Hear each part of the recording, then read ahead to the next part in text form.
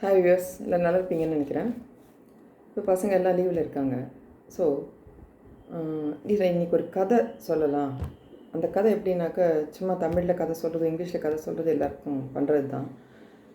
இங்கிலீஷில் சொல்லி ஒவ்வொரு வேர்டுக்கு அதுக்கு அர்த்தம், ஹார்ட் வேர்ட்ஸ்க்கு மீனிங் சொல்லி தமிழில் சொன்னால், ஸோ தட் நிறைய சில்ட்ரன் கதை இங்கிலீஷில் சில வேர்ட்ஸ்க்கு மீனிங்கே புரியாமல் படிக்கிறாங்க.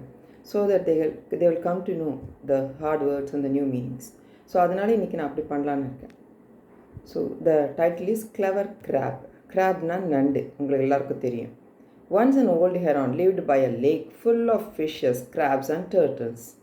ஸோ ஒரு பெரிய லேக்கு, அந்த லேக்கில் வந்து ஃபிஷ்ஷஸ், நண்டு, முதலை எல்லாமே இருக்குது. Due to his old age he could no longer catch any fish. வயசாகிடுச்சு அந்த கொக்குக்கு. ஸோ அதனால் ஹெரானா ஒரு வகையான கொக்கு, பட் அது மெயினாக வந்து தண்ணீர் தான் நிறைய வாழும், எஸ்பெஷலி சீஷோரில் நிறைய இருக்கும். ஸோ அது வந்து அவளோட வயசாகிடுச்சு, அதால் வந்து யாரை தேடி போக முடியல. ஸோ அதனால் அதுக்கு ஒரு பிளான் பண்ணுது. He devised a plan so that he could eat some of the fishes. டிவைஸ்னால் ஒரு பிளான் பண்ணுது. Early in the morning he sat by the lake with a sad face. So அந்த ஏரி பக்கத்தில் ஒரு ரொம்ப ஸ்வேனுட்டே முகத்தை சோகமாக வச்சுட்டு உட்காந்துருக்கு. A while later, the curious lake dwellers came to him and enquired, "Dear Heron, why are you so sad today?" So lake dwellersனால் அங்கே இருக்கிற உயிரினங்கள். ஸோ அதெல்லாம் வந்து கேட்குது. அதில் அந்த ஒரு ஃபிஷ் வந்து இதுகிட்ட கேட்குது, ஏன் நீ சோகமாக உட்காந்துருக்க அப்படின்னு சொல்லிட்டு. ஸோ இது என்ன சொல்லுது? "Oh, my heart is breaking. I will no longer catch any fish or any lake creature for food." So எனக்கு வந்து வயசாகிடுச்சு, என்னால் வயசாகிடுச்சின்னு சொல்லலை, அது ஒரு விஷயந்தான். ஆனால் மெயினாக என்ன சொல்லுதுன்னா, நான் இனிமேல் வந்து மீனெல்லாம் பிடிக்க மாட்டேன். அந்த டக்குன்னு வயசாகிடுச்சின்னு வந்துருச்சு அதுக்கு. ஆனால் அது சமாளிச்சுக்குது. பிகாஸ் என்னால் மீன்லாம் இனிமேல் எடுக்க முடியும்னு தோணலை, நம்மளால் இங்கே இருக்கவே முடியாது அப்படின்னு சொல்லு. என்ன, எதுக்கு இப்படி சொல்கிறாங்க? "What makes you say so?" a fish asked. "I have heard from an astrologer that soon this lake will dry up and all the lake dwellers will die." So நான் ஒரு அஸ்ட்ராலஜர் மூலமாக தெரிஞ்சுக்கிட்டேன், இந்த ஏரி வந்து சீக்கிரமே தண்ணீர் வற்றி போயிடும். இந்த ஏரி சுத்தமாக வற்றிடும், தண்ணியே இருக்காது. So I am sad and fasting to please the God. So கடவுளை திருப்தி பண்ணுறதுக்காக நான் ஃபாஸ்டிங்கில் இருக்கேன் அப்படின்னு சொல்லுது. So the fish heard this and went back in to the lake and told every one about the astrologers forecast.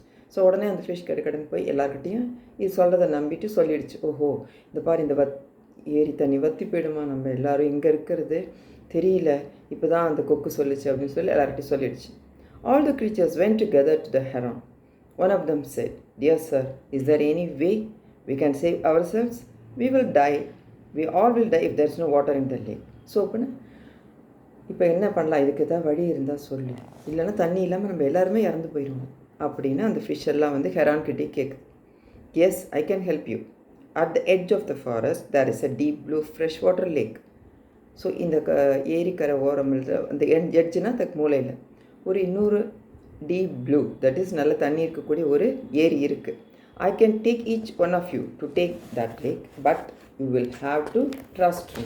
So நான் உன்னை கூட்டிகிட்டு போகிறேன், நீங்கள் ஆனால் என்ன நம்பி என் கூட வரணும் அப்படின்னு சொல்லு. But the trusting lake creatures agreed and the heron felt very happy. So எல்லாருமே ஓகே நமக்கு ஒரு வழி பிறக்குதுன்னா நம்ம அது சொல்கிறத கேட்டால் என்ன, போகலாமே அப்படின்னு சொல்லிட்டு போகுது. Now the cunning heron carried one fish at a time from the lake to the other. Actually the heron was not taking them to the other lake. He took them to a rock cave where he ate them up at leisure time, one after another. So அது உண்மையில் அது வந்து இன்னொரு ஏரிக்கெல்லாம் அது கூட்டிகிட்டு போகிற idea இல்லை. அதுக்கு வழியிலேயே ஒரு குகைக்குள்ளே வச்சு அதெல்லாம் சாப்பிட்டு முடிச்சு திருப்பி வந்து சத்தமிடாமல் இவங்ககிட்ட வந்து நீ வா அப்படின்னு சொல்லி கூட்டிகிட்டு தூக்கிட்டு போகுது. ஸோ இதுங்களுக்கெல்லாம் தெரியல, அதை தன்னை ஏமாத்துது அப்படின்னு சொல்லி அவங்களுக்கெல்லாம் புரியல.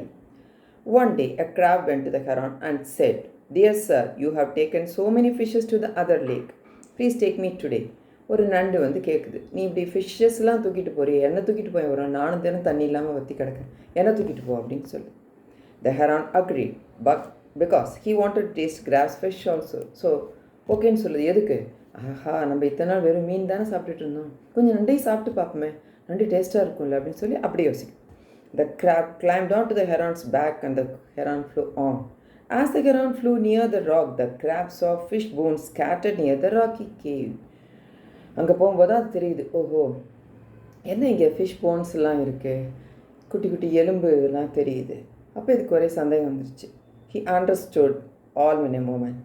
He climbed to the heron's neck and said, "You are cunning bird. So this is the place where your other leg is. You have eaten up all the fishes, but I won't let you eat me." So நீ எல்லாரையும் ஏமாற்றி கொன்னுட்ருக்க, but எனக்கு அந்த நிலைமை வரத்துக்கு நான் விட மாட்டேன் அப்படின்னு கோபமாக சொல்லுது. With these words, the crab grabbed the heron's tender neck in his claws and broke it. So சொல்லிக்கிட்டு என்ன பண்ணுது, அப்படி போகிற மாதிரி போயிட்டு டமால்னு திரும்பி அந்த கொக்கோட கழுத்தை நெரிச்சு கொன்னுடுது.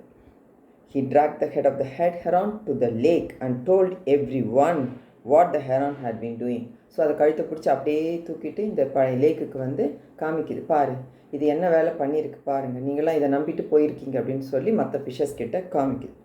The lake creatures praised the crab for his cleverness and thanked him for saving their lives.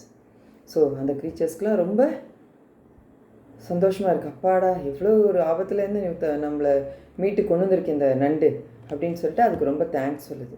You are so clever, ரொம்ப புத்திசாலி, எங்களுக்கெல்லாம் இது புரிஞ்சிக்க தெரில, நீ பரவாயில்ல புரிஞ்சுக்கிட்டே அப்படின்னு சொல்லி அதுக்கு ரொம்ப நன்றி சொல்லுது எல்லாமே. So with this we have come to the end of the story.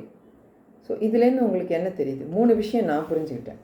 ஏன்னா நானும் கொஞ்சம் அதெல்லாம் இப்போ பெரியவங்க எல்லாருமே ரொம்ப பர்ஃபெக்ஷன் சொல்ல முடியாது, நிறைய விஷயங்களில் அவங்களும் கொஞ்சம் தப்பாக தானே இருக்காங்க. அதனால் நம்ம இப்போ உலகத்தில் பொதுவாகவே பசங்களுக்குன்னு இல்லை, பொதுவாக சில விஷயங்களை நம்ம 3 மாரல்ஸ் தான் நான் இதுலேருந்து நான் புரிஞ்சுக்கிட்டேன். உங்களுக்கு எதாவது இருந்தால் நீங்களும் சொல்லலாம்.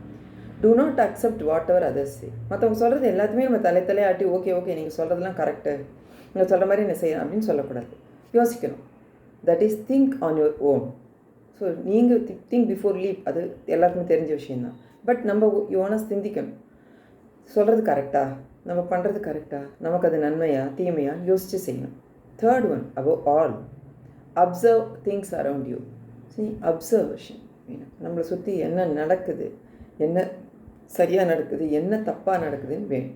ஏன்னா அது இப்போ இருக்கிற காலகட்டத்தில் அதுவும் நல்லா தெரியும் எல்லாருக்குமே, குழந்தைங்களுக்கு எல்லாருக்குமே, லேடிஸ்க்கு ஆபத்தான காலகட்டமாக இருக்குது. ஸோ நீங்கள் அலர்ட்டாக இருக்கணும். அலர்ட்டாக இருந்தால் தான் நம்மளால் இந்த உலகத்தில் உயிர் வாழ முடியும். Okay, so with this morals let me say goodbye to you.